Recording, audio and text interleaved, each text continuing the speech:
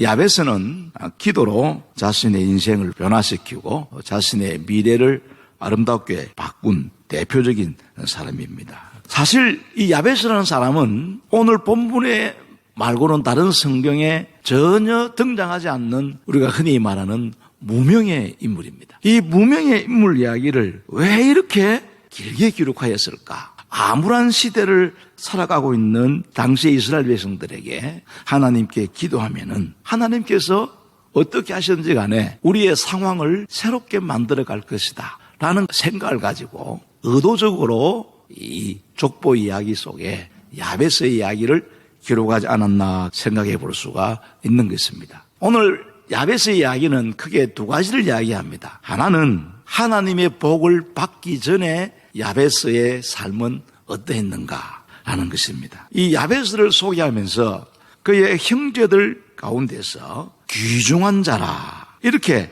이야기를 하고 있습니다. 과거 번역에는 존귀한 자라 번역하였습니다.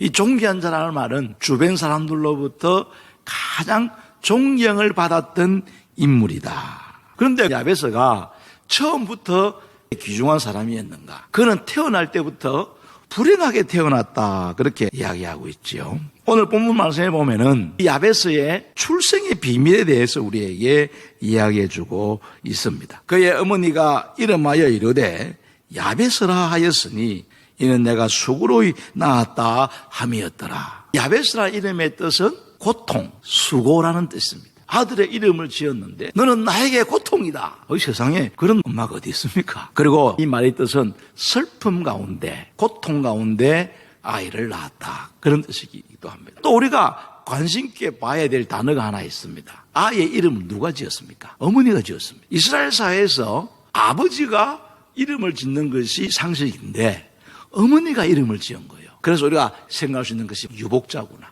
아무튼 야베스의 어머니는 그가 이 아이를 낳을 때 너무 고통스럽게 낳았기 때문에 그 아이의 이름을 야베스라. 이 아이는 태어나는 순간부터 고통을 안고 살았다. 어머니에게도 고통이었고 주변에 있는 형제들에게도 고통이었다는 거예요. 다른 사람들을 힘들게 하는 인생이었다 하는 것입니다. 태어날 때의 그 인생은 어떤 희망도 없는 그런 상황이었습니다. 그런데 중요한 것은 무엇입니까? 야베스의 고통의 인생을 축복의 인생으로 바꾸었다고 이야기합니다.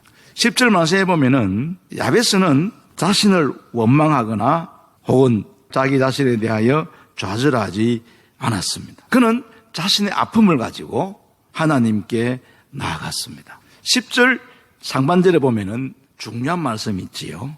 야베스가 이스라엘 하나님께 아뢰어 이르되.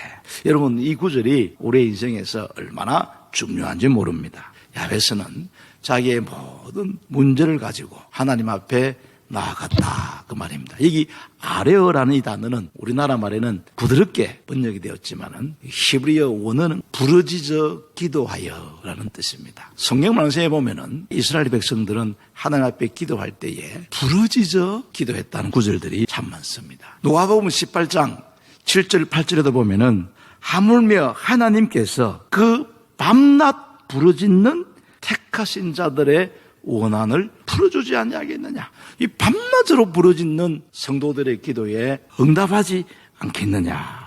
그렇게 말씀하고 있습니다. 그래서 우리의 성경에서 기도의 여러 가지 많은 내용을 소개하고 있지만은 이 부르짖는 기도를 강조하고 있습니다. 오늘 야베스도 보니까 하도 인생이 답답하니까 부르짖어 기도했습니다.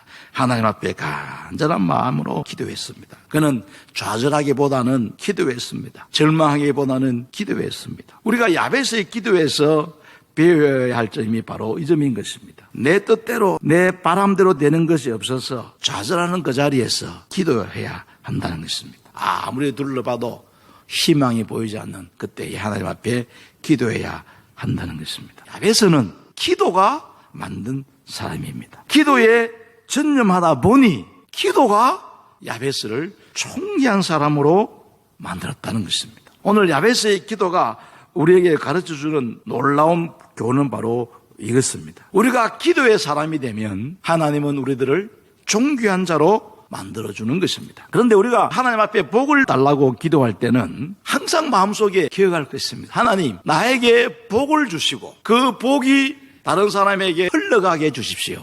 이 기도를 해야 됩니다. 여기 나의 지경을 넓히시오라 이 말은 땅 부자 되는다는 그런 의미가 아닙니다. 하나님께 내가 복을 받았으면 그 받은 복은 반드시 흘러내보내게 해 주십시오라는 그런 기도의 내용인 것입니다. 여러분 그렇지 않습니까? 우리 인생에서 남는 것은 다른 사람에게 흘러보낸 것입니다. 건강의 축복을 받은 사람이 그 건강의 복으로 다른 사람을 섬겨야, 그 건강을 다른 사람한테 흘러보내야 그게 중요한 것입니다. 남들보다 많은 재능과 은사를 가졌다면은 그 은사를 가지고 남들한테 흘러보내야 그게 진짜예요. 하나님께서 나에게 물질의 축복을 주셨다면은 그 물질의 축복을 흘러보내줘야 됩니다. 죽고 난 다음에 쌓인 것은 아무런 기록이 없어요. 그런데 흘러보낸 것은 다 기록이 있습니다. 내가 누군가를 위해서 선한 일을 하고 내가 누군가를 위해서 섬기고 그 기록들은 전부 다 남아있는 거예요. 우리가 성경적으로 표현하면은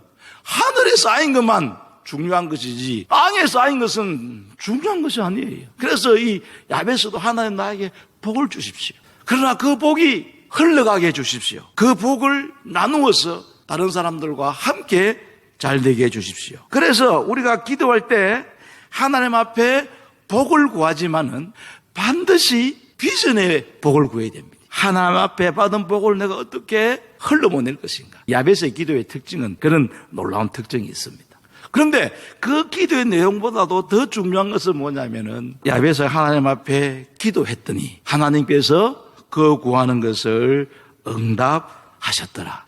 여러분 기도의 내용은 야베스와 똑같이 할 필요가 없습니다. 우리는 각자의 마음의 소원을 가지고 하나님 앞에 기도할 수가 있습니다. 사랑하는 성도 여러분, 우리 앞으로 미래의 삶은 어떻게 될지 아무도 예단할 수가 없습니다. 지금 우리가 살고 있는 시대는 엄청나게 변화되는 세계이고 또 우리가 흔히 말하는 대로 불확실성의 시대에 살고 있습니다. 그래서 야베스처럼 하나님 내 인생을 아름답게 해주십시오 하고 하나님 앞에 복을 구하는 것은 아주 중요하다고 생각되어집니다. 그런 기도 제목 가지고 기도한다면은 하나님께서 우리의 인생도 분명히 아름답게 만들어 주실 줄로 믿습니다. 사랑하는 성도 여러분, 이 역대사의 저자가 유대인들에게 이스라엘의 역사 이야기를 하면서 왜 이렇게 엉뚱하게 야베스의 이야기를 기록을 하였을까? 이것은 아주 중요한 문제이기도 하고 우리가 여러 가지로 상상할 수가 있습니다. 어떤 의미에서는 포로 생활하면서 절망의 자리에 또 꿈도 없는 그 시대의 백성들을 향하여서 여러분 우리가 하나님 앞에 기도하면은 우리가 하나님 앞에 구하면은 지금 우리의 자리가 야베스라는 이름처럼 고통의 자리고 절망의 자리고 아무런 희망이 없는 것처럼 보이지만은 오늘 우리가 하나님 앞에 기도하면은 하나님은 우리나라의 미래를 밝게 하실 것입니다. 그 내용을 글로는 적을 수가 없으니까 야베스의 기도를 예를 들면서 이 책을 읽는 그 유다 백성들에게 여러분 야베스를 기억하십시오. 나라를 위해서 기도하십시오. 민족을 위해서 기도하십시오. 여러분의 인생을 아름답게 만들기 위해서 지금이라도 무릎 꿇으십시오. 하나님께서 우리의 구하는 것을 허락하실 것입니다. 그래서 이스라엘 백성들의 마음속에 역사 이야기를 읽으면서 우리 민족이 얼마나 위대한 민족인가를 깨닫고 하나님께서 우리 민족을 얼마나 사랑하신가를 깨닫고 이 책을 읽는 이스라엘 독자들이 야베스를 생각하면서 하나님 앞에 기도하게 하기 위한 아무 문서가 이 야베스의 기도가 아닌가 그렇게 생각되어집니다. 아무튼 우리 모든 성도들은 야베스의 기도를 통하여 도전을 받고 10년 후에 20년 후에 자기의 아름다운 인생을 마음속에 그리고 그것을 기도 제목 삼아가지고 우리의 남은 미래를 기도로 아름답게 만드는 여러분 되기를 주님의 이름으로 축복합니다.